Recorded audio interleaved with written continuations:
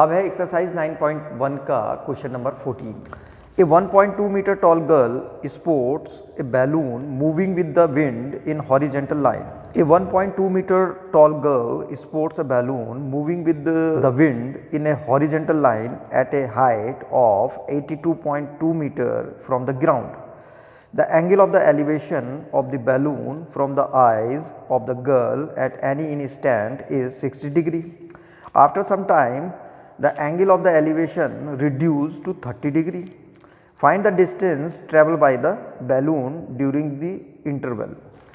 तो इस क्वेश्चन का जो डायग्राम है वो बुक में बना हुआ है, तो ये मैंने बना रखा है। यहाँ पे क्या है कि एक बैलून है और जो कि हवा में उड़ रहा है। तो यहाँ पे सबसे पहले बैलून जो है ई पॉइंट पे है यहाँ पे, और यहाँ से ये जो 1.2 मीटर टॉल गर्ल है ये इसको देख रही है। शुरू में बैलून की पोजीशन ये है, ये जो बैलून है ये यहाँ से नीचे से 88.2 मीटर की हाइट पे है और यहाँ से 1.2 मीटर टॉल गर्ल है ये इसको देख रही है।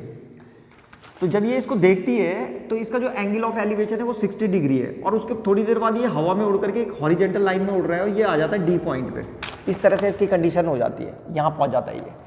अब जो इसका एंगल ऑफ एलिवेशन है वो ये वाला है 30 डिग्री। तो हमें ये निकालना है कि ये बैलून यहाँ से लेकर के यहाँ तक का डिस्टेंस निकालना है हमें, ईडी कितना चला है ये। तो जितना ईडी होगा उतना ही ठीक बीसी होगा, निकालनी है। दरअसल ये जो 82.2 मीटर हाइट है वो यहाँ से लेकर के और पूरी यहाँ तक की है, ये वाली हाइट है 88.2 मीटर। जबकि हमको केवल ट्रायंगल के लिए जब हम इसको क्वेश्चन को सॉल्व करेंगे तो हमको केवल इसकी ज़रूरत पड़ेगी, किसकी, डीसी की और बीई की। ये यहाँ पे ये जो 88.2 मीटर हाइट है ये वाली, ये वो यहाँ से लेकर के यहाँ तक है पूरी ये, जबकि हमको केवल ईबी चाहिए। तो यहाँ पे लिख देता हूँ, पहले मैं इसी को निकाल रहा है।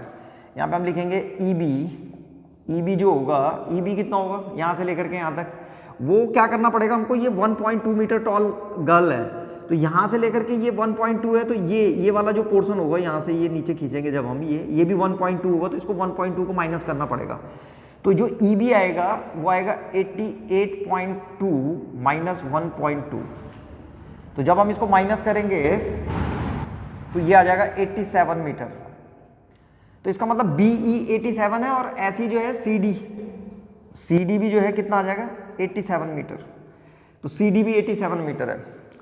अब हमें ये निकालना था, हमें क्या निकालना है, बीसी निकालना है हमको कि बीसी कितना है, कितना ये डिस्टेंस ट्रेवल किया। तो मान लो ये यहाँ से लेकर के यहाँ तक इसने एक्स डिस्टेंस ट्रेवल कर रखा है, तो ये भी एक्स होगा, तो यही निकालना है हमको एक्स।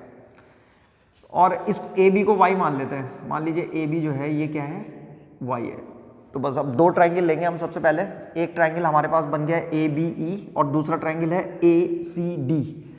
इन दोनों ट्रायंगलों में ट्रिग्नोमेट्री को लगाएंगे और जो है एक्स की वैल्यू को निकाल देंगे कि वो हॉरिजेंटल लाइन में कितना बैलून जो है कितना उड़ा हो।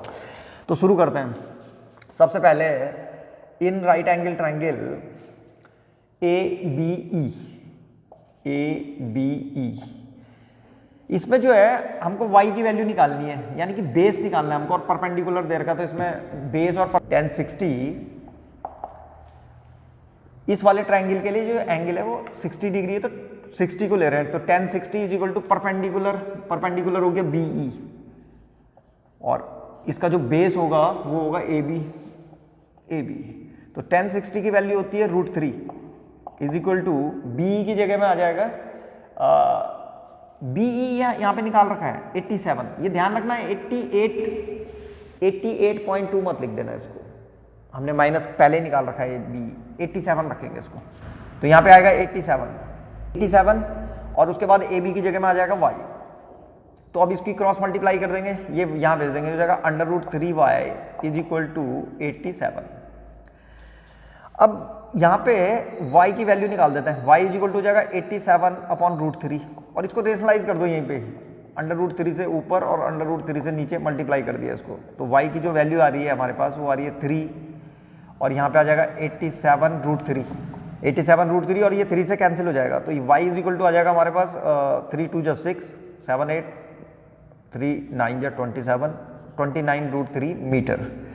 तो y आ गया है हमारे पास, ये 29√3 मीटर है। अब दूसरे वाले ट्राइंगल को लेंगे, कौन से वाले ट्राइंगल को, ए सी डी। तो यहां पे लिख रहा हूं मैं, in right angle triangle A C D.